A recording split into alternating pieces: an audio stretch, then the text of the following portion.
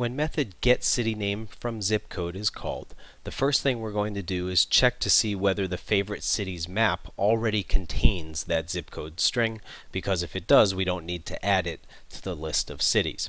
Assuming it does not, then we'll go to the else part of this if-else statement and we'll create and execute a new read location task, which is one of our many classes in this app.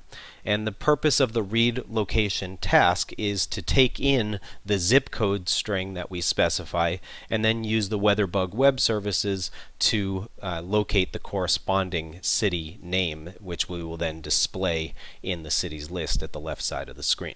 So as you can see, the read location task takes three pieces of information: a string representing the zip code, the context in which this task is going to execute, which is our activity in this case, which is why we use the argument this, and then the last item is a location loaded listener, and the location loaded listener interface is defined inside read location task.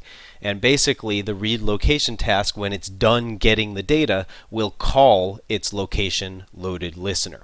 So we've implemented or defined a class that implements the location loaded listener interface. It's called CityName Location Loaded Listener.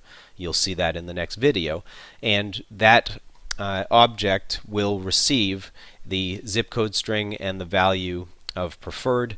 Then we're going to execute this task, and that's going to kick the task off in a separate thread of execution.